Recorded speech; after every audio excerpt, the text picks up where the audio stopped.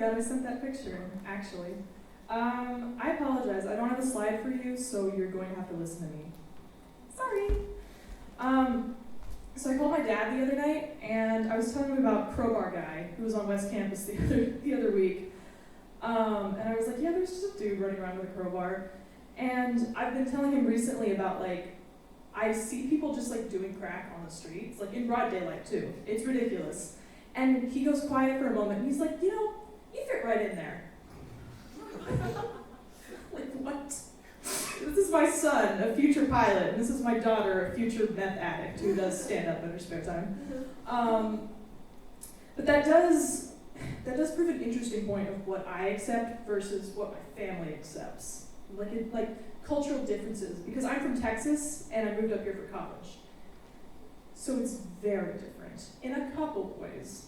Like, when I went home for spring break, my brother pulls me aside, and he's like, very earnestly, he's like, hey, you have to be careful when you're in the parking, we live in an apartment complex, when you're in the parking, what's it called? The parking lot, oh my God. He's like, you have to be careful when you're in the parking lot at night. Somebody stole a car, and I was like, just one? Like, yeah, that sucks. Especially if it was the dude with the anime stickers all over the car. But like, that does not compare to doing crack on the street.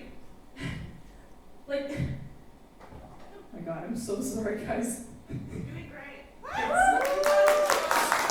doesn't compare to doing crack on the street. That doesn't compare to Crowbar Guy, who, by the way, isn't even the first of his kind. There's been a machete guy, there's been a hatchet guy. Like, what is it about this school that makes people want to arm themselves? That is precisely what I left Texas for. My point is, if you have a car and you have anime girls all over it, be ashamed. Yeah. Another thing I've come to notice is everyone's sexual forwardness here is really weird. Like, usually in Texas, if people want to sleep with you, they'll be like, you know, God said we should be together or something like that.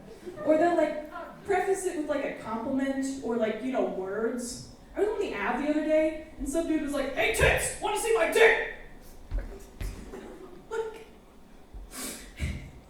that's concerning, because that means either that line has worked before, or he's come up with worse. And that was the best one he could think of.